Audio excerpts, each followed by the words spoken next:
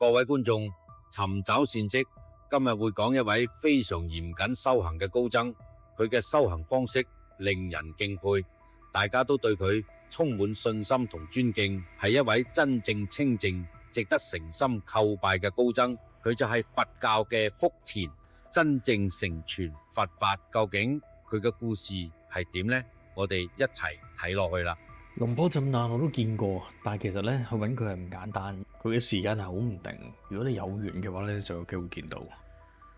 諗到講下，嚴師傅自細就出家做咗沙彌，當時得12歲，喺 Bang Lawrence 剃度之後，就去 Bang Kudi 湯寺學佛法。嚴師傅話：以前嗰陣學泰文唔似而家佢係必修，但係自從佢出家做沙彌之後，就自己開始學泰文書本。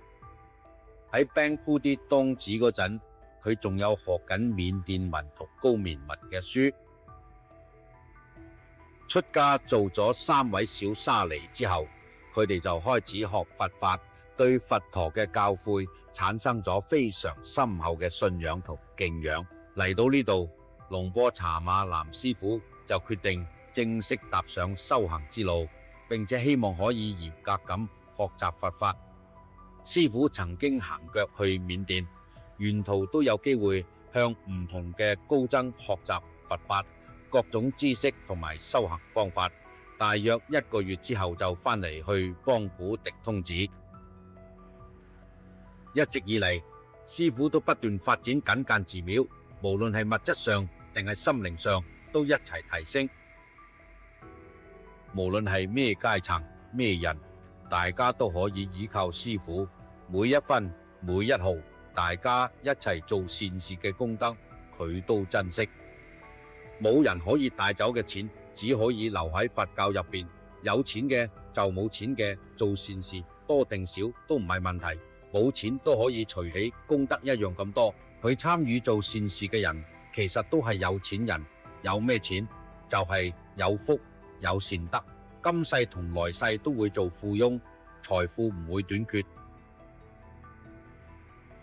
憑住堅定嘅意志同信仰，對慈悲嘅真諦充滿信心，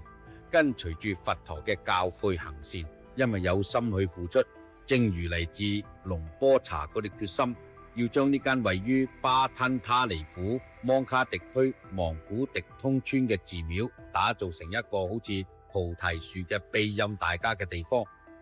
成為大家心靈上嘅依靠，真正可以放下煩惱同痛苦嘅地方。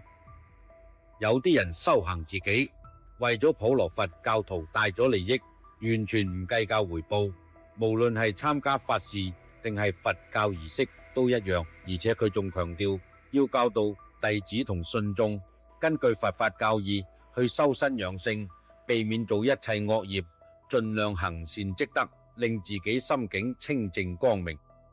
以一粒對眾生充滿慈悲純潔無瑕嘅心，堅定不移咁致力發展寺院，為咗弘揚同維護佛教，跟隨佛陀弟子嘅榜樣，成為值得大家尊敬同供奉嘅典範。叫大家睇睇咩法寶好呢？個法寶可以係佛像、佛牌或者其他咩都得，但係唔好執着嘅法寶上面，因為法寶只係一個象徵。佛陀係要我哋執着嘅教誨，佛陀嘅教誨就包含咗喺法寶入邊。着咩色衫都好，最緊要係準備好自己嘅心，同時提醒自己，無論做咩信仰儀式，都要記住，最重要係心入邊有佛。所以要跟隨佛陀嘅教誨，例如時刻保持正念，覺察自己做嘅講嘢咁嘅之前，都要有覺知，無論做嘢講嘢定係佢哋，都要用正念。呢個就係如果你想用佛法或者吉祥八門嘅提醒自己，呢個係基本原則。所以唔難怪點解龍婆查南師傅會有咁多善信同信眾絡繹不絕嘅舞韻嘅，呢係因為大家都有共同嘅信仰，同埋希望可以揾到解決各種問題嘅方法。龍婆茶南師傅就好似一個精神寄託嘅中心，凝聚喺國內外所有善信咁心。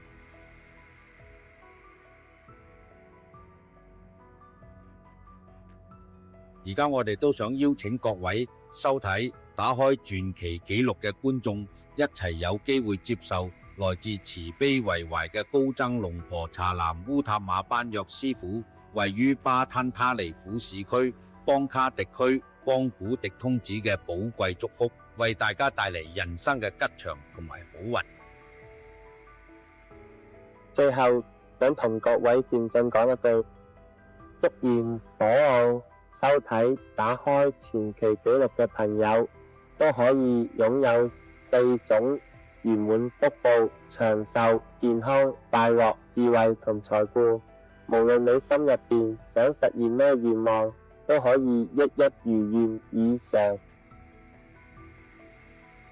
佛教徒自古以嚟都明白同接受佛像就好似係佛陀嘅代表，亦都係佛教嘅象徵。例如佛陀勝利像、帕帕普塔天鬧差，唔論係國內定國外，都有好多信眾專程去朝拜，因為大家都相信佢非常靈驗。至於佢嘅故事係點樣，大家可以繼續收睇落去。南河好似係一條重要嘅血脈，滋養住泰國北部嘅土地，流經好多唔同嘅府份。而喺南河東岸，屬於彭世洛府嘅範圍，就係佛教一個偉大傳說嘅起源地，因為呢度就係最靚嘅佛像安放嘅地方，就係佛陀勝利王佛像，係一個叫做 Wat Phra Sai Ratana Mahatat War Mahavihan 喺皇家寺廟範圍入邊，位於彭世洛府市區。無論係寺廟定係佛像，即係佛陀勝利王佛像，都喺歷史同佛教上有極大嘅重要性，係泰國同外國佛教徒心靈嘅集中地。每日都有大量人專程嚟到向佛陀勝利王佛像參拜、叩拜同祈福。據估計，佛陀勝利王佛像已經有大約640年嘅歷史。不過，關於佢嘅傳說，而家幾乎已經消失咗，因為大部分市民都唔會再諗起佛陀勝利王佛像嘅來歷，只係記得咗而家嘅神聖同偉大。但係如果要深入問翻過去嘅詳細來龍去脈，應該只係得好少人可以講得到。雖然大家都係土生土長嘅香港人，對佛陀勝利王佛像都識咗好耐，甚至由細到大都知有呢尊佛像。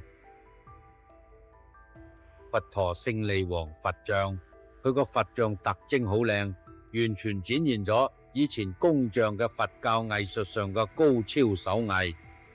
根據佛教意義，有一個傳說記載嘅拉瑪四世王扣諭注入邊，講到關於佛陀勝利王佛像、佛陀勝利釋佛像、佛陀釋迦牟尼佛像，仲有拉瑪五世王扣諭言，都同佛陀勝利王佛像有關。話說當時清盛城嘅國王斯里達摩特萊比拉曾經帶兵南下攻打西薩查納內城，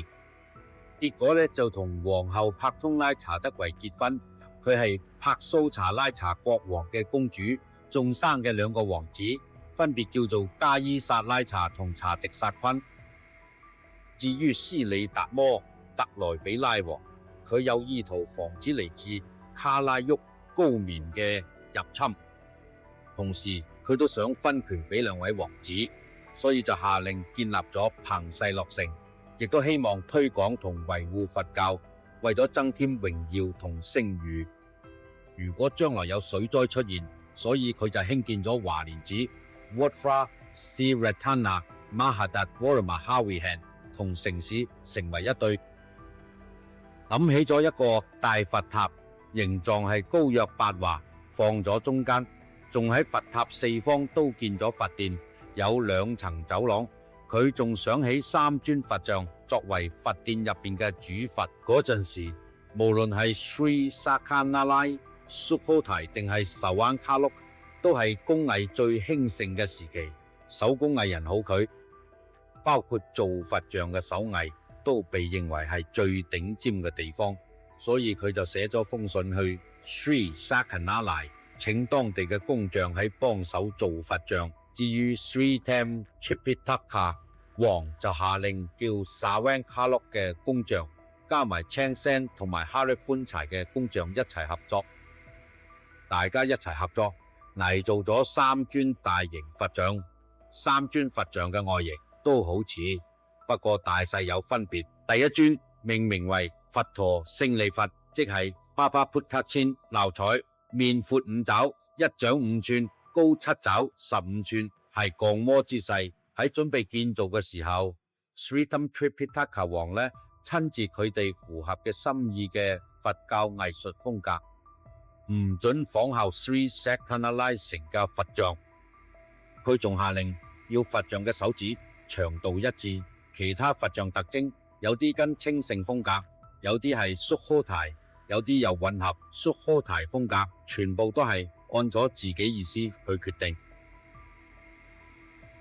一齊睇揾翻640年前發生嘅偉大傳說，呢個就係建造 Phitsanulok 城鎮守護佛像嘅由來，全泰國人都識，大家叫佢做佛陀勝利王。